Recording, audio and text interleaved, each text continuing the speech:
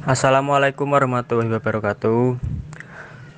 Perkenalkan, kami dari kelompok 3 akan mempresentasikan makalah kami yang berjudul Objek Wisata Islam dan Ruang Lingkupnya. Eh, saya selaku moderator Safril Wahyu Utomo, kemudian ada Mbak Desi Rahmasari dan Mbak Nila Maslahatul Aini. Langsung saja ke pendahuluan. Sebelum masuk ke objek wisata Islam dan ruang lingkupnya, tentunya harus ada pemaknaan dari pariwisata Islam. Secara sederhana, pariwisata dapat dimaknai sebagai aktivitas perjalanan ke suatu tempat dalam periode dan untuk tujuan tertentu, baik oleh perorangan maupun secara berkelompok. Dalam Kamus Bahasa Indonesia, wisata adalah kegiatan perjalanan secara bersama-sama yang bertujuan untuk menghibur diri, melepas penat, penyegaran atau refreshing, menambah wawasan, piknik, dan lain-lain. Sedangkan pemaknaan pariwisata Islam sendiri sangat mungkin berbeda bagi masing-masing individu. Karena bisa jadi orang akan berpikir bahwa wisata yang berkaitan dengan makanan halal di suatu area wisata, atau juga ada yang mengartikan sebagai wisata yang harus disertifikasi halal karena bertentangan dengan syariat Islam. Selanjutnya, objek wisata Islam. Objek wisata Islam dapat berupa kunjungan wisata alam, wisata budaya, wisata religi, dan wisata suaka alam atau taman nasional, ekopariwisata, dan wisata buatan yang diinterpretasikan sesuai dengan kaidah-kaidah Islam. Destinasi wisata Islam sebenarnya tidak dapat digolongkan secara spesifik, akan tetapi untuk memenuhi standar menuju pariwisata yang Islam, setidaknya terdapat fasilitas yang menunjang kebutuhan wisatawan Muslim seperti menyediakan makanan halal, tempat sholat atau musola, toilet atau kamar mandi untuk berwudu.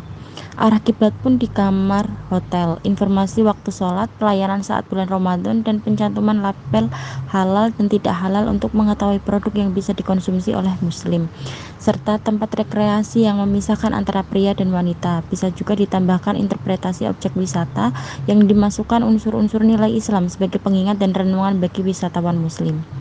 Terima kasih.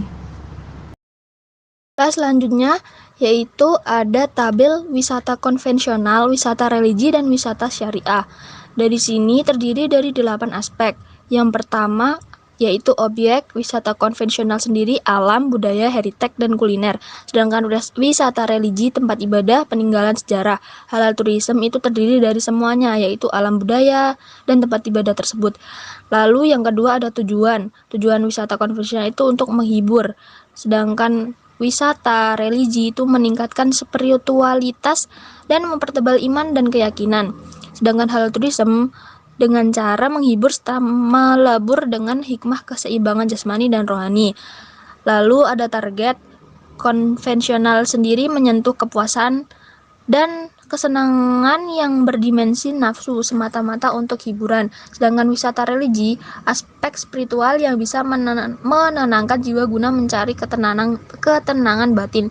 Yang terakhir ada halal tourism, yaitu memenuhi keinginan dan kesenangan serta menumbuhkan kesadaran beragama setelah orientasinya berwawasan lingkungan dan berkelanjutan. Lalu yang keempat ada guide untuk memahami, yang konvensional untuk memahami dan menguasai informasi sehingga bisa menarik wisatawan terhadap objek wisata. Pada wisata religi sendiri, menguasai sejarah tokoh dan lokasi yang menjadi objek wisata. Yang terakhir ada halal tourism yang membuat turis tertarik pada objek sekaligus membangkitkan spirit religi wisata dan mampu menjelaskan fungsi peran syariah dalam bentuk kebahagiaan dan kepuasan batin dalam kehidupan manusia. Lalu ada yang kelima, fasilitas ibadah. Wisata konvensional sendiri untuk sekedar pelengkap, sedangkan yang wisata religi sendiri bagian sekunder atau bukan utama di area wisata kecuali wisata tempat ibadah. Sedangkan halal tourism menjadi bagian yang menyatu dengan objek pariwisata, ritual ibadah menjadi bagian paket yang tak terpisahkan. Yang keenam ada kuliner. Wisata religi dan wisata konvensional itu umum, sedangkan halal tourism spesifik yang lebih halal. Lalu yang ketujuh ada relasi masyarakat dan lingkungan. Wisata konvensional sendiri ada objek wisata komplementer dan hanya untuk keuntungan materi.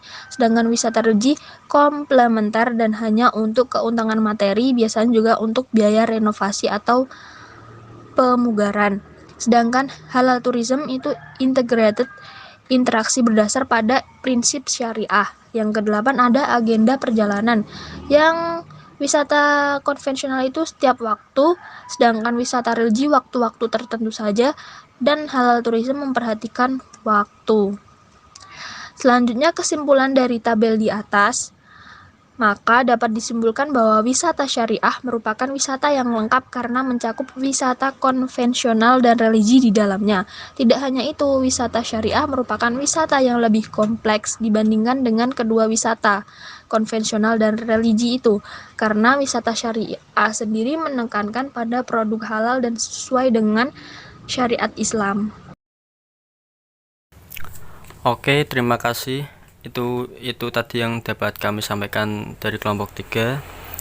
Apabila ada kekurangan kami mohon maaf sebesar-besarnya. Wassalamualaikum warahmatullahi wabarakatuh.